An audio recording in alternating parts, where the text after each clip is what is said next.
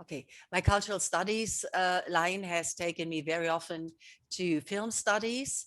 And because I'm also, from my training, I am a German studies person as well, and an East German, born and bred in East Germany. So I really loved dealing with German unification, although it's not British and American cultural studies, and looking at some things. And also because I lived through unification in East Germany, and also saw the films in the 1990s when they came out, sort of comparing my own experiences with the cinematic reconstructions. So I think it's really an exciting topic. I know that all of you have had lots of historical papers, political science, and so on. So this is more on the cultural side. And I hope that it complements the previous papers very well, and that you'll find it enjoyable and informative. I'm not the great expert on German film, but as I said, it's something I have followed as a sideline of my work. And I find it actually quite enlightening. And it also adds quite a bit to the visual side and the emotional side of the changes in East Germany. So I wish all of us an enjoyable and informative 90 minutes. Friedrich, next slide, please. Yeah, so this is just the outlook. We'll start, of course, with an overview to take you, few of you, maybe I'm not quite sure. I know that you come from various countries. I've been to Seoul and South Korea with the previous summer school, so that I had a wonderful time in Seoul and at Ehwa. And I hope that we have some Korean students and some other students. So I'll give a broad overview and a broad introduction. So on films on unification, of course, not complete, the diversity of approaches of the representation of unification. This will be the main line of argument. Then I'll turn to regional films, because I think that's actually quite helpful as a selective thing. And then to documentary films, also give you a few examples. And my example for a more detailed analysis is then a film made by a British film collective, film and photography collective, the Amber Collective, that made documentary films in Rostock, Warnemünde, so right here, in 1987 about the GDR, about East Germany, and then in 2014 interviewing the same persons that most of them that they had interviewed 25 years ago. So I think this is a wonderful documentary film for the topic of unification and documentary representations and reconstructions, definitely constructions of life in the GDR and of the changes. For this, I'll briefly problematize the concept of the documentary film. I'll introduce the film project briefly, and then we look at four different scenes from the film, excerpts from the film, so that you get an impression of the film. And the nice thing is that in this second film, they contrast short scenes from the GDR film of 1987 with scenes from 2014, 25 years later, the same persons in the 1980s and in the 2010s. So I think it's quite an exciting project. Before I start, and you see the topics of the scenes, before I start, just one very, very relevant remark. Please feel free to signal that you have questions, that you cannot understand, that things are not clear, that I haven't expressed things clearly, that you want a further explanation of something. Please make yourselves heard, right? Please signal, write something into the chat. I need to have a look at the chat. I'm not good at that, but somebody maybe points it out, or just start speaking. While I'm speaking, just start speaking. Excuse me, I have a question about so-and-so what you said. Please feel free to do that, right? I'd greatly appreciate it if you were active, and when there are things that are not clear, difficult to understand, for which I did not include the necessary background knowledge, please do interrupt me, right? Okay, so I hope that this is helpful for you to know what we are doing, where we are going, and what our examples are. So Friedrich, next slide, please. Right, so that's the first topic. And as I said, my sort of guiding thesis is that there is not the film about German unification, reunification. There is something like the Wende film, the changes film or the turnaround film, but it's a very, very fuzzy concept. It's not particularly clear what it is. Is it a film at the time of the changes, about the changes, from which perspective? So that's not particularly clear. It does exist. But what I will do is to point out a few samples of subgenres, how filmmakers have approached German reunification and the resulting questions of German identity, West German identity, East German identity, a continuation of East German identity, or the growing of a West German identity. Is it and the evaluation of unification and its results? Are East Germans victims, or are they the winners, or what is it? And I think it's a very mixed bag, as the representations are very diverse, right? As diverse as the experiences of unification are. If there are no questions, I will continue with the first example. First example is a funny one, the so-called Ostkomödie, so that the Eastern comedy, or the comedy of the East, I think that's better. One is this ridiculous film, Go Trabi Go. It's an East German family from Saxony. You know, that's the stereotype of the East German, although Saxony is only a very small part of East Germany, but they have a strong dialect. So they came to stand for the East Germans, you know. And these stereotypical people, this stereotypical family was chosen to go on a trip south, you know, to the south, to the southwest, going west in their Trabi. And of course, they have all kinds of encounters, funny encounters, because they know nothing about the world. They were behind the Iron Curtain. They had no knowledge of life in the West and in Italy and so on, and in West Germany. But it turns out that these Aussies, you know, these stereotypical people, that they are very naive, they know nothing, but they're very humane. They are very open, very kind, very, very friendly people, and not sort of aggressive and so on. So it's not a film that is particularly critical, although it really operates with stereotypes. But as we know, the genre of comedy does operate with stereotypes. Another film which hasn't been noticed that much by film critics is this film 1993. So 1991 is right after unification, picking up on the new stereotypes, the Saxon East Germans. Wir können auch anders. And it's a West German film, actually, but it's set in the Eastern East Germany. And it's about two brothers from West Germany who think after unification that they have an inheritance, a grandmother, they inherited a house in the GDR, and they are searching for this house. It's a road movie, like Go Trabi Go. So they're traveling through post-unification East Germany, but it's a very bitter comedy because they are very naive, they are very stupid, relatively stupid men with very stupid ideas about the GDR and getting rich. They pick up a Russian man who travels with them for some time, but it ends in a kind of a disaster. This inheritance, this house does not exist, and it does not have a happy ending. So it is funny. It's very sort of strong characters, but it's not particularly optimistic and happy about these West German brothers looking for their inheritance in East Germany. It's a very bitter, and I actually, when I saw the film in the early 1990s, I thought it was quite a good film, quite showing these the tense atmosphere after unification. Next slide, please. Yeah. So that was comedies right after unification.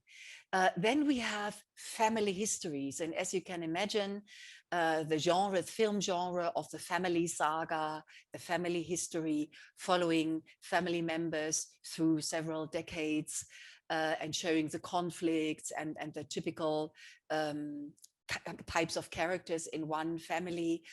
This has a long tradition, of course, in film history. And it can also be aestheticized and made into great narratives, grand narratives, if you have family stories and different members of a family. So I picked two of these films, also from the 1990s, mid-1990s. One is Nikolaikirche, St. Nikolai Church, and it's a family history from the post-war GDR to unification.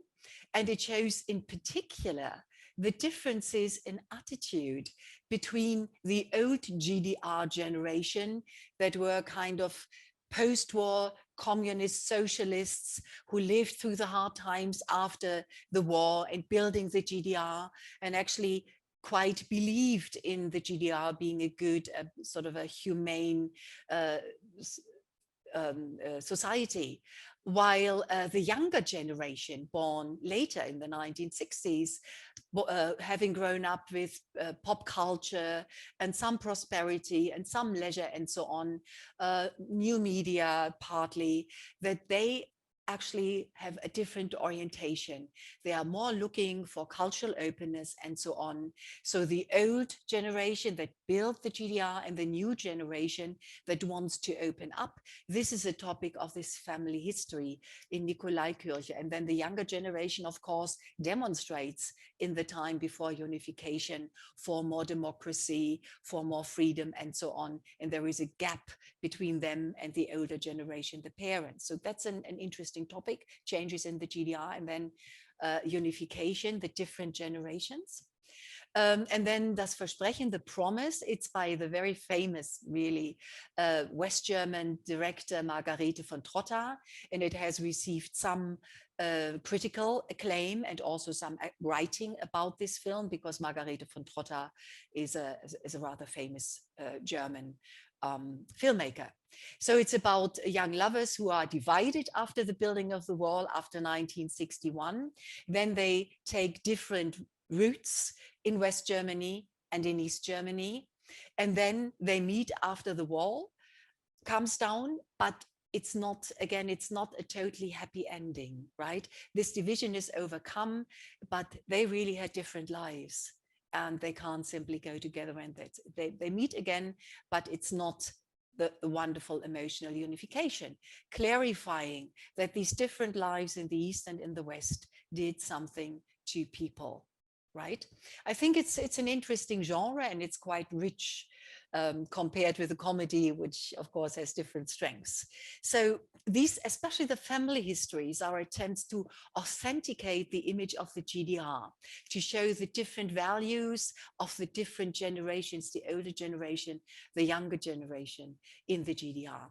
And you see, I picked this still from the film where you see the wall and the two different cars on the two sides, right? Just as a symbol for this, the promise and the divided lovers, the separated lovers. Okay, next slide, please.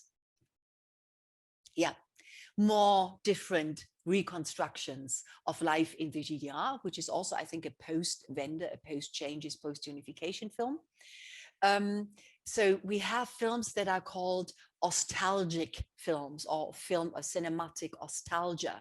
So films produced after the end of the GDR with some temporal distance, so starting in the late 1990s, and sort of claiming it wasn't all bad, right? So as I said here on the slide, they de-emphasize, these films de-emphasize the Unrechtsstaat discourse. In Unrechtsstaat, you know that it's an undemocratic and unlegitimate state. It's a very controversial term. I think it's not a very good term, but it's been used a lot in the media that the GDR was an Unrechtsstaat, it was an illegitimate state, or it was a lawless state. An Unrechtsstaat is very unclear. it's not a clear term. Anyway, so that it was all terrible dictatorship. I mean, obviously it was by definition a dictatorship of the working classes. That's clear. But these films, the nostalgic films, show the everyday life in the GDR, that it was everyday life like everywhere else, and that it wasn't as oppressive and terrible as this idea of the dictatorship and Unrechtsstaat, that everybody was afraid of being arrested every day and so on, that it wasn't like that in everyday life, and especially not for the younger generation.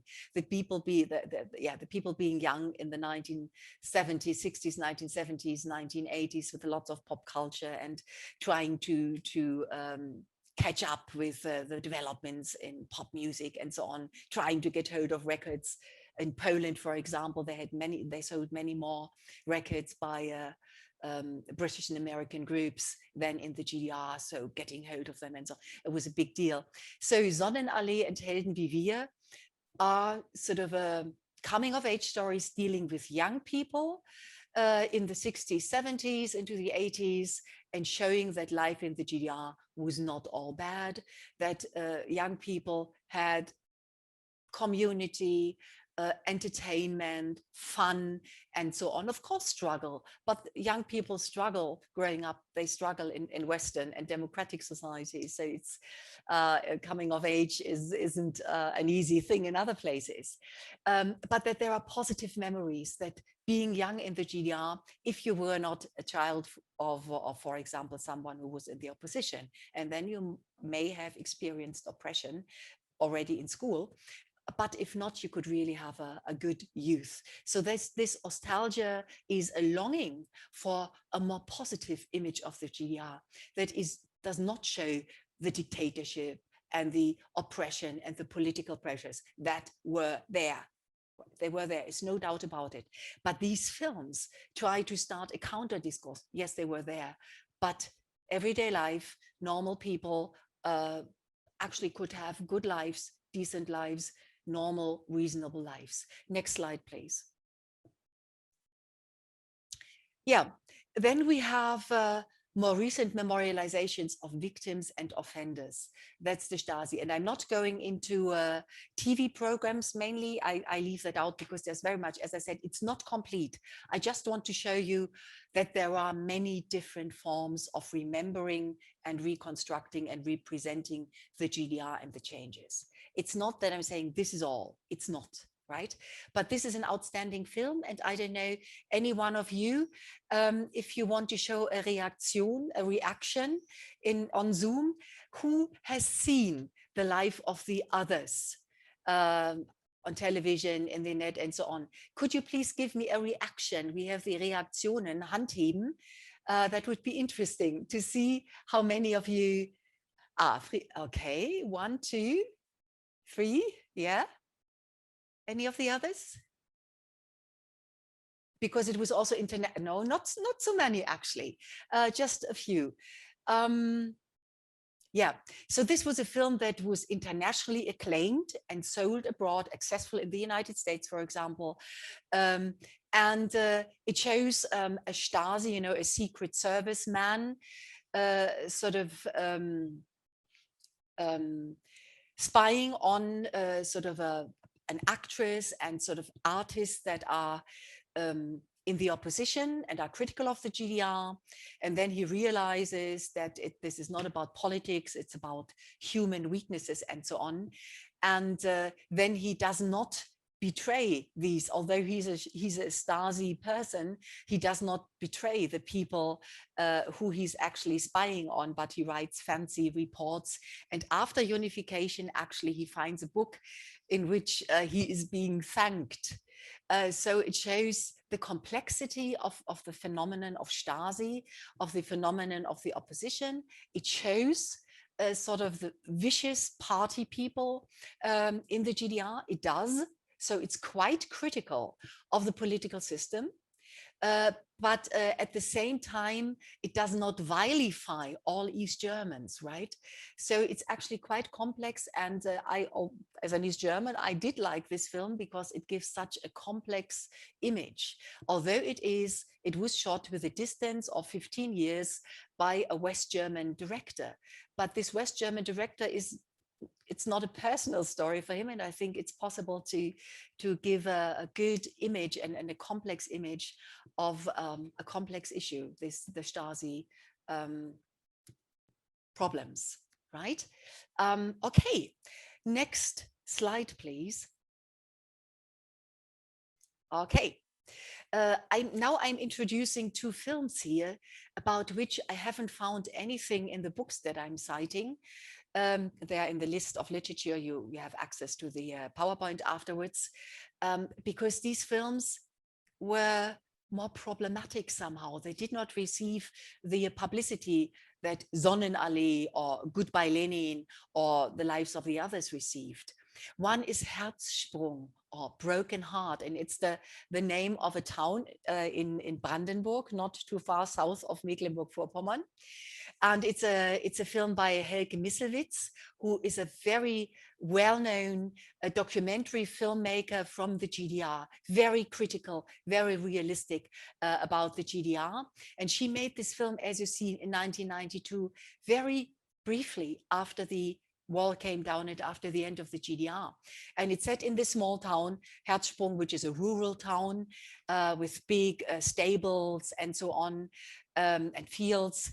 And a young woman with a child, unemployed, she's a widow, her husband died. She falls in love with a stranger who comes to this village. Nobody knows him, but she falls in love, and he lives in a caravan. And then the village turns against them. And at the end, the caravan is burned down, right? So it's rather dark.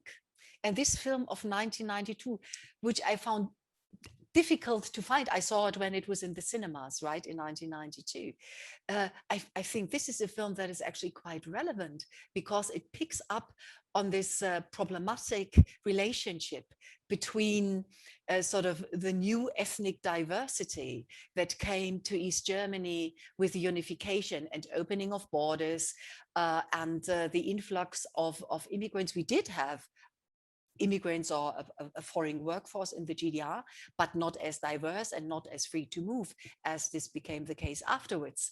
And it shows this resentment of these rural people of the village against the stranger who is slightly darker than the villagers. So this is, I think it's a film that points already towards a very strong issue to the present day after unification in East Germany, but it hasn't received much attention. Anyway, the other one, either Wege in die Nacht or Roots into the Night. It's a real film noir because it's been shot in black and white. And as you can imagine, a film in black and white about deindustrialization in the GDR, it's really dark. And the protagonist of the film usually moves around at night and he's a former manager in a GDR factory, and he lost all of his power, and the factory, the corporation is being, dismantled and everything. And he goes out at night and seeks to restore law and order. And it's really sinister. And the imagery, you see the one, unfortunately, I didn't find stills on the internet. You see that it's very dark and a really depressing and dark film about the ruins of socialism and the despair of people who had invested their lives in the GDR and lost it, right? So these are films that I would like to emphasize that have not received the big attention as others have. Next slide, please. Yeah, representations of changes in the former GDR after unification, another group of films. These films represent mostly like the one on the previous one. The previous slide was first critical views, right? Resentment towards strangers and suffering under the decay of the old industry, the old sort of economy of the GDR, the loss of power. And this is another film by Andreas Dresen, and the name will come up several times because he's one of the most renowned East German filmmakers, very active to the present day, very successful, and he's very much into sort of social realism, right? Sort of close to the kitchen sink realism of Ken Loach, for example, in British filmmaking. So I'm just picking one, Die Polizistin. This is my one television film that also came out as a film DVD. The policewoman, it is set in Rostock, right here where I'm sitting, basically.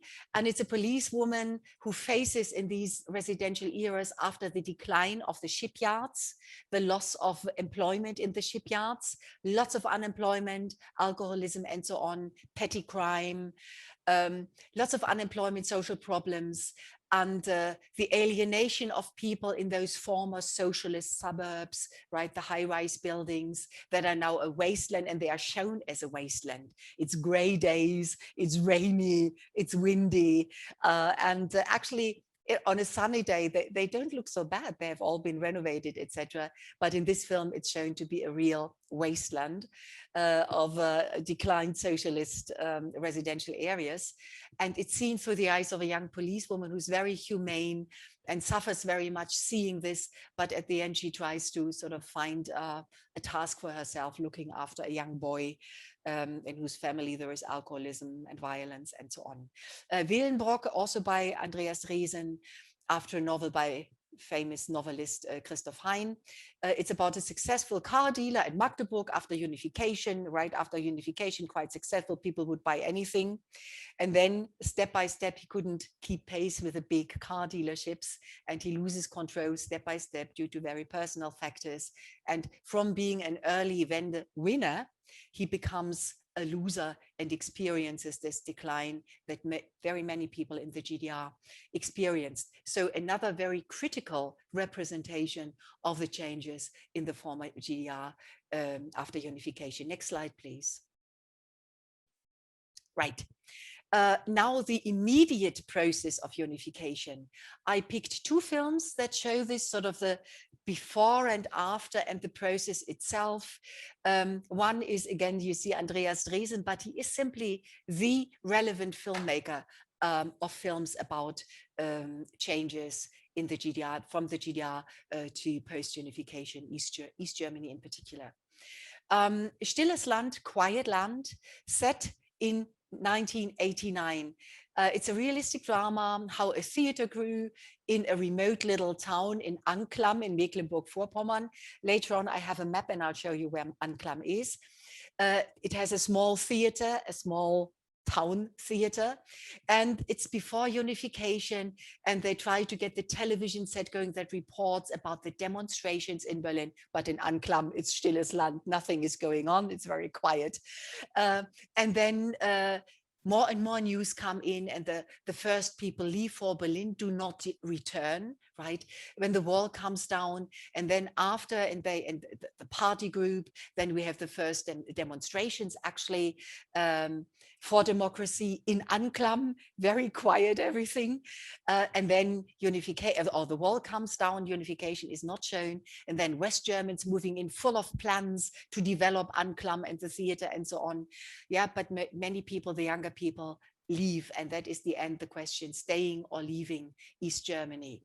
A very quiet film, but very deep, I think. If you watch this, you get an idea. It's very realistic as a method, as an artistic method. It shows very well how normal people experience on the outskirts, not in Berlin, not in Leipzig, but on the outskirts, in the periphery of the GDR, experienced the time before and in and immediately after unification, after the wall came down, not unification. Goodbye Lenin, the very famous film, comedy about the attempt to establish coherence between pre and post-unification situations. We see pre-unification, the demonstrations, but then the mother passes out falls into a coma, misses unification, and then her children try to maintain the image of the GDR. So this is trying to, in a funny way, to bridge this time before and after. So it's a very successful comedy about unification process itself, or before and after unification. Right. Next slide, please. That's what I said. We're now moving or having a short look at the region. The films that I talked about, you see Die Polizistin. Here we have Dear Little Rostock and Warnemünde, right? That's where we are. That's where I'm sitting right here. And here we have, for example, Die Polizistin, which I mentioned. Ah, okay. Yes, thank you. I thought I could do it, but thanks, Friedrich. And then we have also the documentary that we will look at. That is set right there in Rostock-Warnemünde that you see. Then you see Anklam, right-hand side. Sort of, yes, thank you. Stilles Land, the film I just mentioned, is there, you know, it's close to the Polish border. So it's really in a remote area of the GDR. It's, as I said, if you're interested, I highly recommend that film, Anklam. And another documentary that I'll mention is set in Wischershausen, am Ende der Milchstraße, at the end of the Milky Way, that is in southern Vorpommern towards Berlin. You know, okay. Thank you very much, Friedrich. Next slide, please. Now, the documentary films, and this is this Am Ende der Milchstraße. This was a critically very acclaimed film about a village in Mecklenburg. I think it's in Mecklenburg, it's not in Vorpommern, in Mecklenburg. And it shows how a very small community where there is no through road anymore, it's only like a little dead end road, how people there survive after unification. And also the differences between the generations. People do not starve, they are very well fed, they have their geese and their pigs, and they slaughter their pig and the whole village helps and so on. The young people have a very free life, but we also have people living in an old caravan. We have very few young people who try to survive under modern, sort of modern industrial agriculture.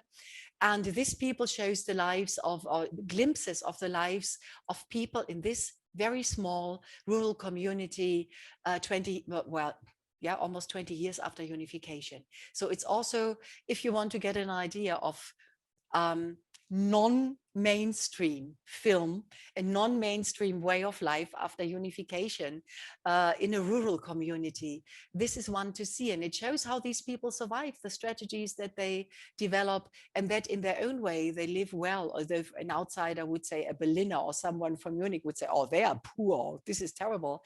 But these people actually make their own independent lives. It's quite moving, actually. Next slide, please. This is Am Ende der Milchstraße, only if someone is interested in that, the different people that are in there. Next slide, please. Yeah, another documentary before I come to the one that I will discuss with the scenes.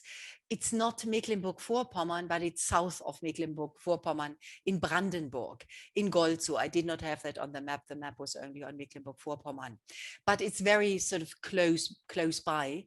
Golzow is a small town. And as you can see, in 1961, a film crew started doing a longitudinal documentary study following the lives of about 20 school children for, and as you see, more than half a century, 56 years. And I'm mentioning this film because it was highly critically acclaimed. This is a film project that is rare on the earth, right? Following the same people in a documentary film for more than half a century. It starts in 1961, wenn ich erst zur Schule gehe, if only I go to school, or if I go to school. In 1962, next study, after 1 year, they look at the families, the children, after 1 year in school. And then they do these short films about these children practically every year through unification, post-unification. That's why I'm putting it in for those of you interested. And then in 2005, we have, und wenn sie nicht gestorben sind, and if they haven't died yet, the end of an unending story or a never-ending story, right? In 2005 and 2007, we have the last parts of Die Kinder von Golzow, the children of Golzow. So in 2007, then they live today, and this is about the ones that are still alive after unification. And they made, as you can see, this is DVD number 13. So you can have big boxes of DVDs of the different films, the different phases, the different decades, and also the different fates of different people. And here you see one, Jochen, ein Golzower aus Philadelphia, so a Golzow person who went to Philadelphia. So we have emigrants, we have all kinds of personal stories.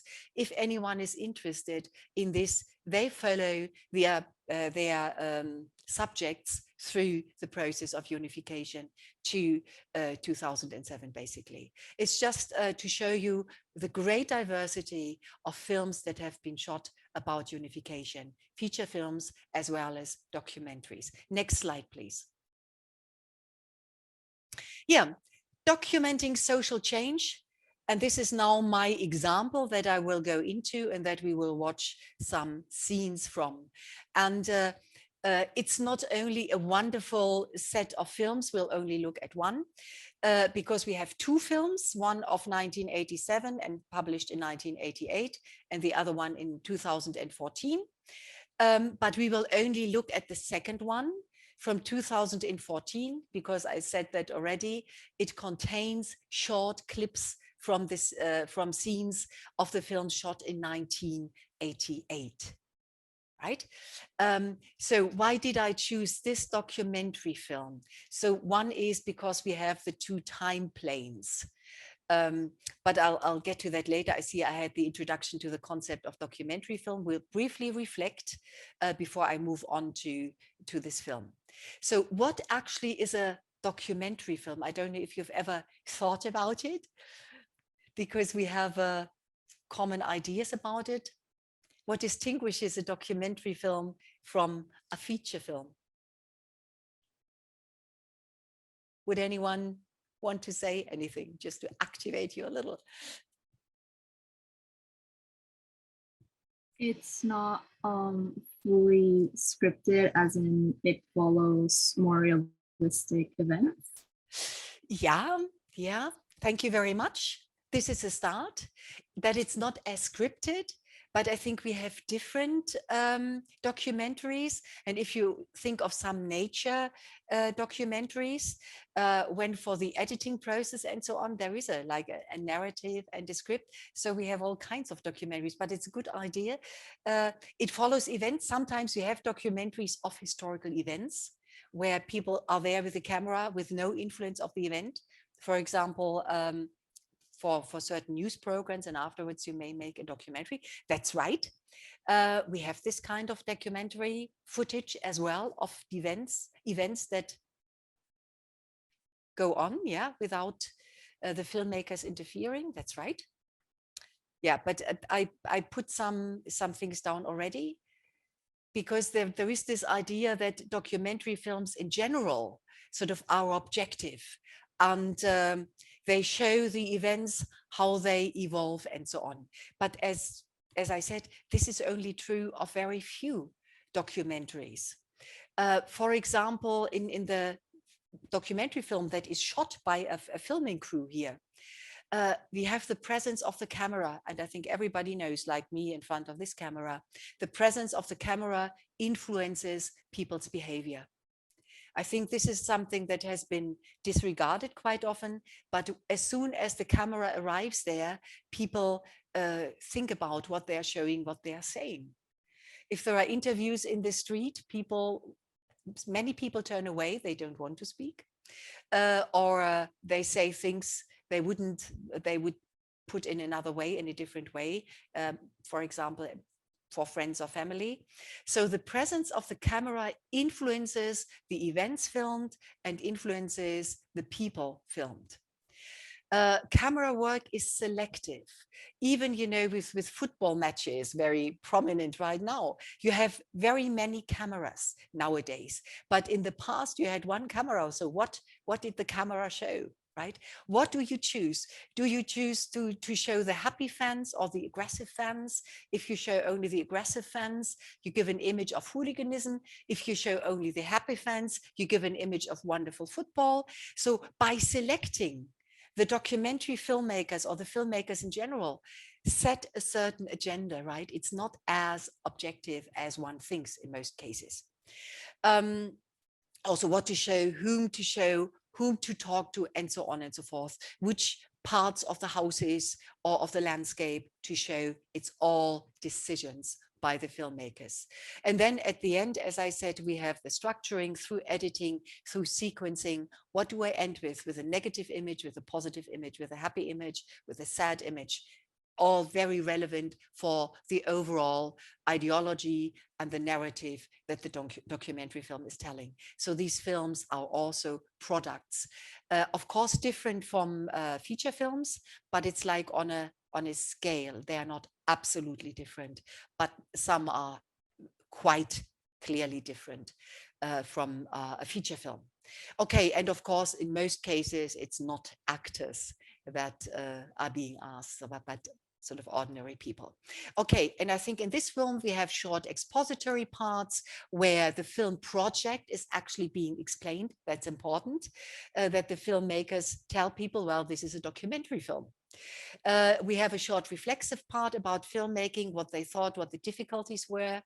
It's mainly an interactive documentary, so we have lots of interviews, lots of questions being asked, and then people answering questions by the filmmakers. And the filmmakers are in direct contact with film people and events. Occasionally, rarely, the filmmakers themselves are visible. So they say, yes, it's a film we have made, but rarely. So the focus is really on the people they are interviewing. This is just a reflection on what a documentary is and in what ways it is similar to a feature film and in what ways it's different. Next slide, please. Okay, now the introduction, and that's, you know, my choice. So the filming crew, Amber Films Collective, it's a collective, so it's a group. It's not one famous director, but it's a collective. It's a group of filmmakers and photographers. They are located in Newcastle, the UK. And they started a collaboration with DEFA. The connection was that Newcastle, as some of you know, on the northeast coast of England, and Rostock, Warnemünde are in a relatively similar situation. They are industrial cities, they are coastal cities, they are port cities and shipbuilding cities, right? So the Amber Film and Photography Collective actually thought, well, that is an interesting connection, similarities. Let's see how people live in the socialist GDR in an area that is quite similar to Newcastle. In 1987, there was a collaboration with DEFA. It was officially permitted, otherwise they wouldn't have had the freedom to film and to talk to people and to go to the shipyards, you know, officially and move around. That would not have been possible without permission. And they went to Rostock, Warnemünde in particular. They had a German interpreter. I think she was a British woman, but she was actually employed by the GDR and sent to the film team to accompany them. So they visit and interview people at home and at work, at the shipyard and in a fishery cooperative. These were the two main workplaces, the shipyard and the fishery cooperative. So this was the first film from Marx and Spencer to Marx and Engels. And as I said, in 2014, the crew returns to Rostock, Warnemünde, and again meets their interviewees and visits the places of living and work, recording the thoughts and the changes in the places, also in the material world that has changed quite a bit. And I hope that this will prove interesting for you, especially because of this contrasting editing of GDR scenes and setting and West German scenes and setting. And sometimes they are so similar that you really have to pay attention to the car makes, the cars that are there in the street to see which time plane are we on, 1980s or 2010s. Okay, are there any questions so far?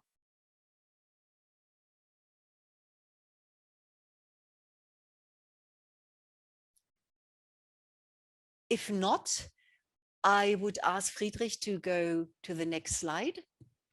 Right. So the first topic is that was shown the presentation strategies in From Us to Me. So as I said, the first thing is they themselves locate the documentary in a wider historical context, because not every person who watches these films is really familiar with the GDR and unification processes.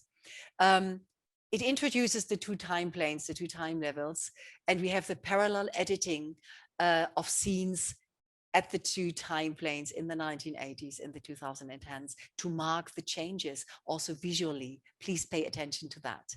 And also they are exposing the conditions of production. This is more the information for you. Friedrich, please film up.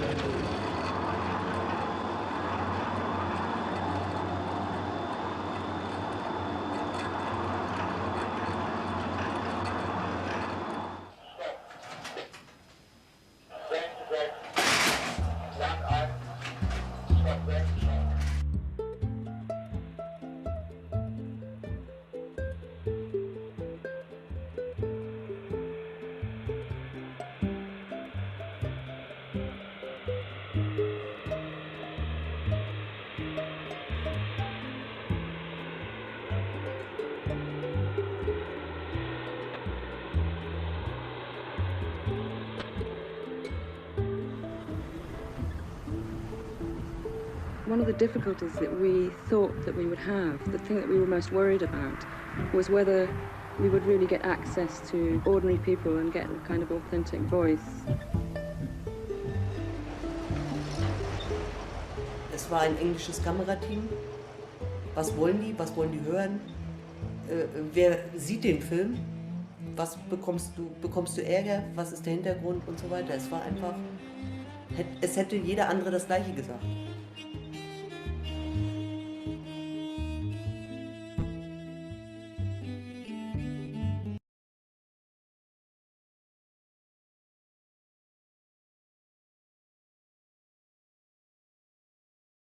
Microphone, please. Thank you so much. Thanks very much. And for the next slides, I would also ask you to take notes of questions that you have and comments. And you saw the principle. I think it's really quite informative about both of them. What I find striking is that the scenes at the beginning about the GDR are actually all set in the very early hours of the day when it's still dark, but people go to work in the dark. And it has this very dark start, which I find quite telling. And I also like the end when they say they were looking for authentic voices. And this is really the core of documentary filmmaking. You try to get authentic voices, what people really want to say, not scripted, as you said, not scripted. And really what they want to say. But the one woman talking about the GDR said, well, everybody would have said that because we knew it would be recorded. So the authentic, by showing, by letting, by including this, they say, well, we wanted authentic voices, but everybody we talked to in GDR times actually had this inner censorship. They knew exactly this would be recorded, and they knew exactly what they could say without sort of getting any problems, and what they should not say. That I find that quite interesting, that they said we wanted authentic voices, but yes, people knew exactly what they could say and what they should not say, and they didn't say. But does this make the voices inauthentic? I don't think so. I don't think so. I think these mechanisms of control what you say are in a way normal, and in this way in the GDR certainly more politically motivated, but fine. Okay, we need to move on because we want time for discussion at the end. So let's watch the second, and this is about work and childcare.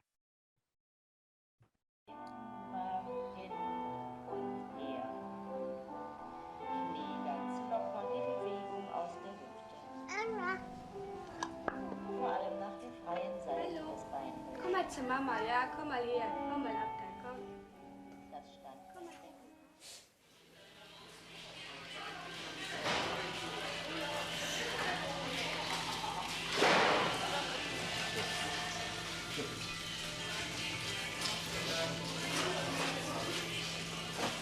Warum sind Sie jetzt in die Genossenschaft gekommen? Sie stellen jetzt den Antrag, das interessiert uns. Der Weg zur Arbeit sollte nicht lang sein. Dann habe ich mich hier erstmal beworben, hat auch geklappt. Und ich habe auch ein paar Leute, mit denen ich verwandt bin, die hier arbeiten. Und das fand ich eigentlich schon schön. Erstmal, weil man als Frau ziemlich viel verdienen kann. Ja, man hat ein bisschen Mitspracherecht auch, ne? In der Genossenschaft. Und deswegen FPG, ja, da hatte man seine Ruhe. Da war man Mitglied in einer Genossenschaft, nicht in einer Partei, sondern in einer Genossenschaft. Da kriegte man Anteile, man gehörte also dazu.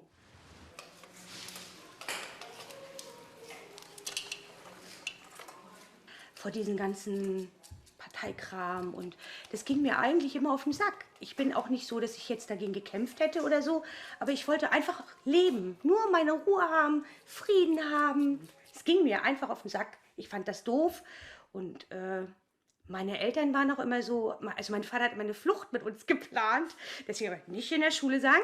Ne, er wollte immer ein paar Schwäne fangen, die wollte er aushöhlen und einen Motor unterbauen und mit uns über die Ostsee schwimmen. Aber dann haben wir gesagt, 10 Schwäne fängt er nie. Also es war immer so ein Plan. Den haben wir so, wenn wir zusammensaßen, gesponnen mit meinem Vater. Ne? Guten Morgen. Guten Morgen. Schön bei den Kindern gehen. Sag mal, hallo Anna. Sag tschüss. Hi, Morgen. Na? Anna, kommst du mal? Da, guck mal. Guck mal ein bisschen dazu. Guck mal, da bist du 2. Ja. Und heute bist du? 27.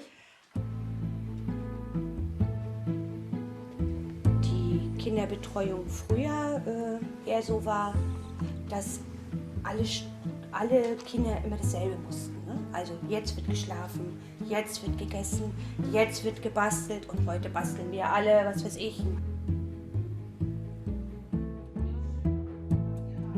Heute dürfen Kinder eher viel früher wählen. Es ist individueller geworden. Aber viele junge, neue Erzieher und auch Lehrer arbeiten so mit den Kindern, dass sie auch gucken, wo sind die Stärken der Kinder. Und ich fördere danach nach Stärke. Also einer kann eben das gut, der andere kann das gut. Und wenn einer lieber singen geht, dann geht er lieber singen, der andere tanzt lieber und der nächste bastelt lieber. Und das ist heute möglich. Augenblick, dann kannst du aufstehen. Und dann habe ich vor 14 Jahren, als Lena dann 2 Jahre alt war, angefangen als Tagesmutter zu arbeiten. Damals noch zu Hause, in meinem Haus, mit 3 Kindern damals und auch ohne Ausbildung. So, meine kleine Maus. Ja, und mittlerweile ist die Entwicklung so, dass wir richtig eine Ausbildung gemacht haben, über 160 Stunden. Auf Abendschule, da bin ich dann 2-mal die Woche hingefahren. Vor ungefähr 10 Jahren war das, glaube ich.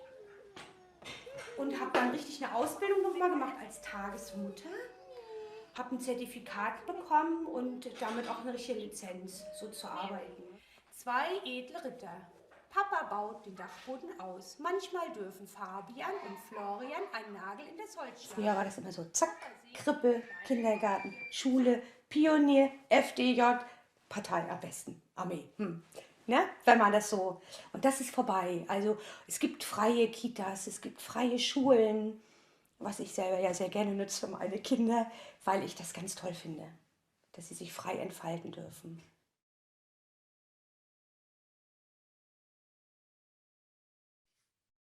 Ja, wieder mal ganz kurze Reflexion. Ich glaube, das ist auch sehr deutlich, welche Teile, also mit ihrer kleinen Tochter am Anfang, sie arbeitet in der Fischerei. Oh, sorry, speaking English. I listen to the German. No, I need to speak English. Sorry. So I think the differences were quite clear at the beginning. She's a very young mother. I'm sure you noticed that. That was normal in the GDR, that you started your family quite early, in your early 20s. Not for everybody, but for very many people. So when you were in your early 20s, you had already a family, children, and you worked full time usually. And she, you see her before work in the dark, taking her children to the creche, and you also see her work in the fisheries cooperative, which she thinks was quite good because they earned well as women. But you also looked at the working environment. You got an impression from the working environment in 1987, and you could see there was actually relatively old-fashioned kind of work. That was not a high technology kind of fishing products factory, but it was all quite almost manufactured, right? Today it would be something very special, but at the time it was looked quite run down, I think. And then you can see that for her, unification actually brought a big change. You could also see changes in the material world. As a very young woman, her apartment or her house where she starts, she gets up for work, it's very simple, and later on she has obviously quite a nice house, and everything is modern and new and bright and so on. So very obviously she's one of the people for whom unification has brought positive changes, although very clearly when it was in the GDR, she had a good income and so on, she was not unhappy. But she also said that she was apolitical. She was not into the party issues. Okay, so I think that was one life before and after. One example, let's turn to another one. Friedrich, next slide, please. Yeah, that's the crane drivers. Let's go. No, let's go.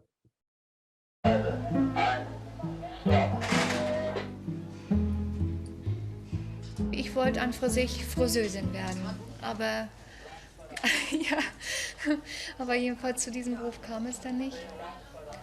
Die suchen sich auch die Leute aus, vielmehr die Zensuren, ne? Und allerbeste war ich auch nicht gewesen.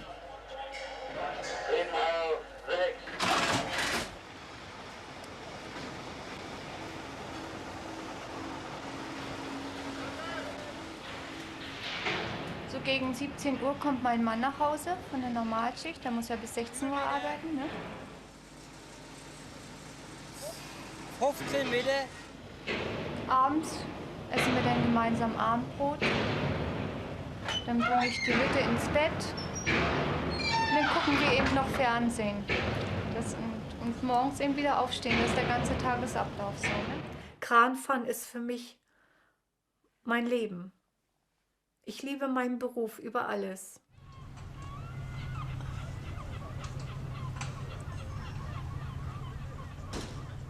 Und ich habe damals, wie ich entlassen worden bin, das waren ja die anderen Frauen ja auch, die haben genau das gleiche Schicksal durchgemacht wie ich. 6 Frauen wurden übernommen und ich war leider auch nicht mit dabei. Und für mich war dieser Tag der schlimmste Tag, den es gab.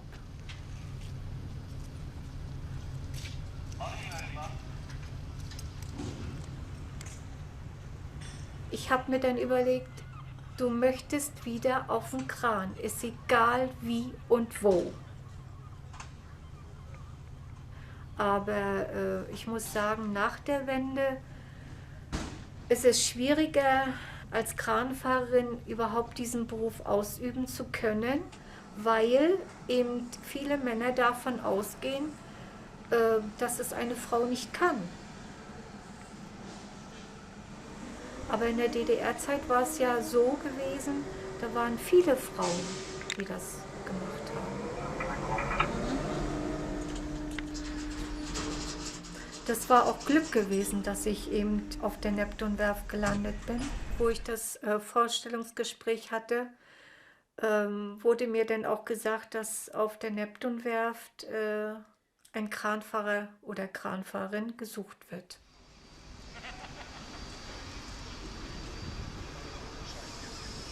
Da war ich denn den Tag oben für ein paar Stunden. Ja, und da wurde ich wieder gefragt, ob mir das gefällt und mir das zusagt, die Arbeit. Und ich habe sofort Ja gesagt. Um Gottes Willen, kein Nein.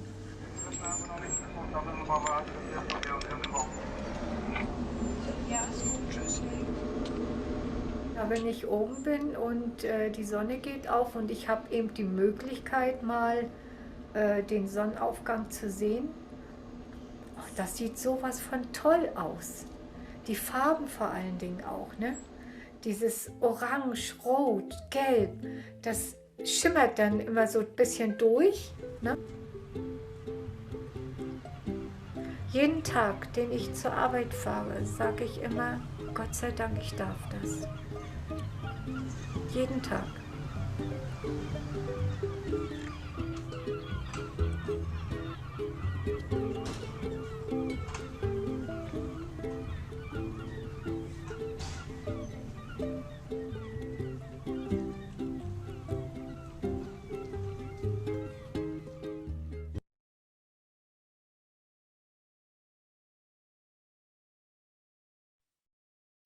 I think it's quite clear. It's about work for women, which in the GDR, the crane drivers, because women are actually quite well suited for this kind of work and coordination and so on. So there was this women's brigade, a sort of a women's group that were doing it on the in the shipyard, and that changed after unification, right? But she absolutely loves it, and I think it's wonderful that they included her, because she has this this love for a job that is not the typical women's job, and she managed actually to stay in it. We have already spent about an hour. I have one more clip to show, and I would like our Friedrich, thank you very much, to shorten this and maybe show only 5 minutes. It's about the economic changes, but it's a relatively long clip, and I would like to share only 5 minutes. Friedrich, can you stop it earlier? And then I would like to hear your comments and questions about this documentary. So please keep in mind what is unclear, what would you like to discuss, and so on. Friedrich, a few minutes, thank you.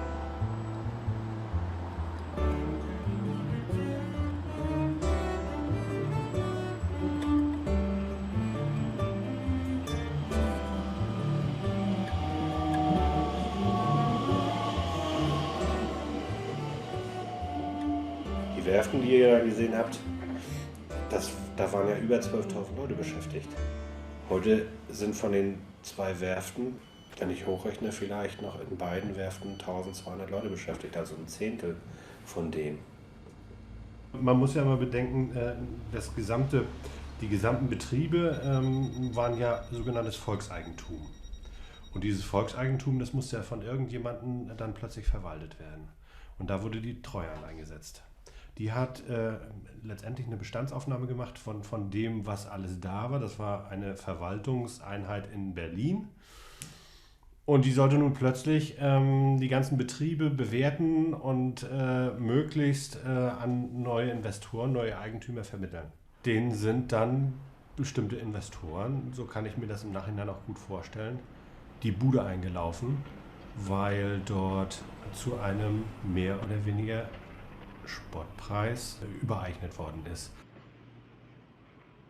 Damals hier, wie die Werften übergeben wurden, der erste war hier der von Bremen, Vulkan. Geld ist investiert worden.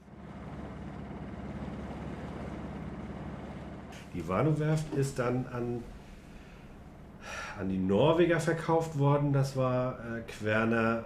Die Norweger total baff waren, was sie neben der Werft alles noch gekauft hatten. Denn die Werften, die hatten, oder die Betriebe überhaupt, die hatten ja ein soziales Gefüge auch um sich rum. Ferienobjekte, Clubhäuser, die Wohnheime der Werft. Die Werft, die hatte 2 Wohnheime. Das eine wird heute noch als Hotel betrieben. Das ist dann von Querner alles verkauft worden im Nachhinein.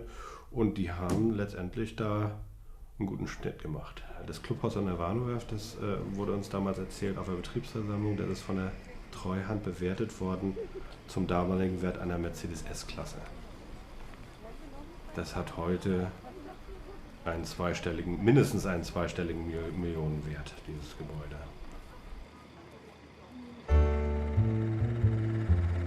Hier sehen wir, wo all die Hallen, die alten Hallen, sehen wir, es ist alles kaputtgeschlagen, alles demoliert. Die Kabelkrananlage hat genau hier in diesem Eck gestanden.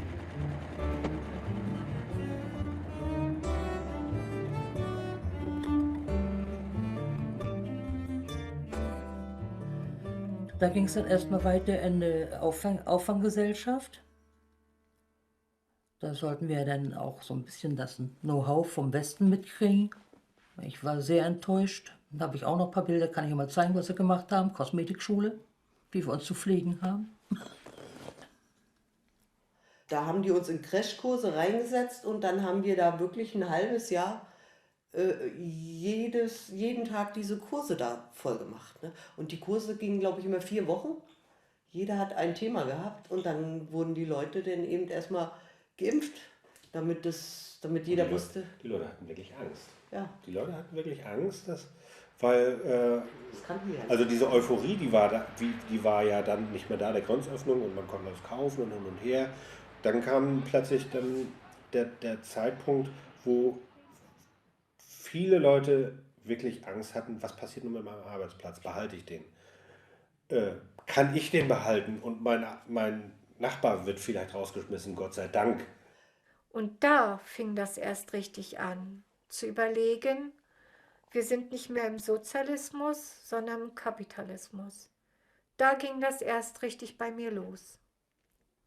Sonst vorher, wir hatten ja beide Arbeit und wir haben gut gelebt und brauchten uns noch gar keine Gedanken machen, dass wir mal auf der Straße sitzen. Heben auf 1, auf 4,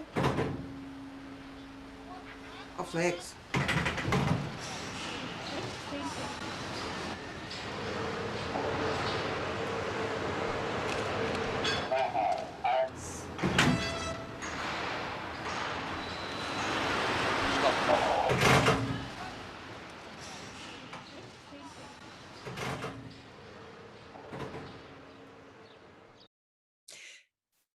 Friedrich, thank you so much. This is a very good moment to stop. Just to tell you, these are the women there. They are sitting in one of those crane cabins that are part of a little memorial park in the area of the shipyards. And they are not working anymore. They have been unemployed, they have been ill, they have had depressions and so on. These women who lost their jobs as crane drivers and are just for this documentary, they put them into these cabins that are now museum pieces, memorial pieces of what the shipyard once was. So this is also a different voice because these women, they are not crane drivers anymore.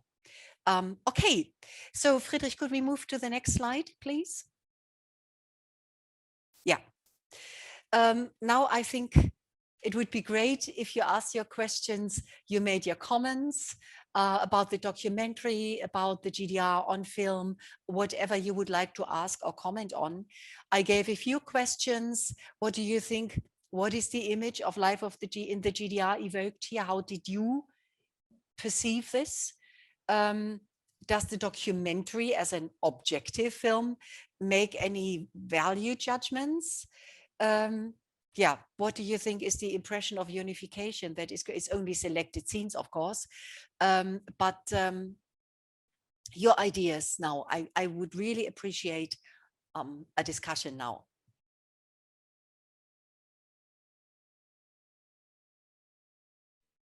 If I could start just with my comments, I think whenever I learned about reunification, like in high school, university, and the summer school right now, I guess in university and high school, we never really went more deeply on how individuals' lives were affected, especially the individuals in the GDR, for example, women losing their jobs. And I think I really liked watching the documentary Clues because it's more personal in a sense. And it just made me also think about if reunification ever happens in Korea, for example, how will South Korean people be affected? How will North Korean people be affected in terms of, the differences in socialism and capitalism? So I thought it was a really nice view about the documentary. Thank you so much for this wonderful comment. And you're right. I mean, this is the strength of films. They can personalize big social movements. You hear about parties and organizations and politicians and so on, but a film can actually show the individual fates that are affected by these big historical processes. I think this is the strength of films. But yeah, you are right about the issue, how will a unification affect Korean people?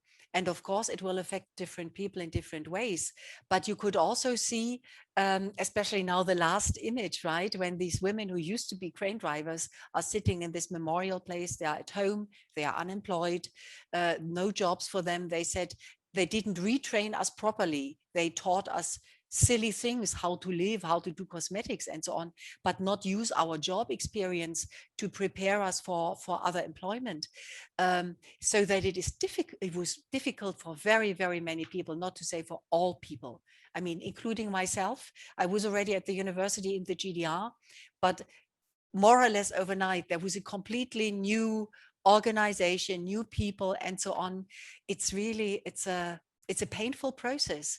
And I think if South and North Korea would sort of open up again, and North Koreans would, and I suppose North Koreans would also take on more freedom and the sort of a more economic activity and so on, it would be painful for many people. And also one could learn from the mistakes really that were made after unification, because nobody was prepared for that. Nothing was properly planned. So these retraining courses that were mentioned at the end, I think they were not the most useful and most meaningful thing. It was just to keep them busy, to keep them quiet and so on, and they would get a little more money when they enter retraining courses or these courses.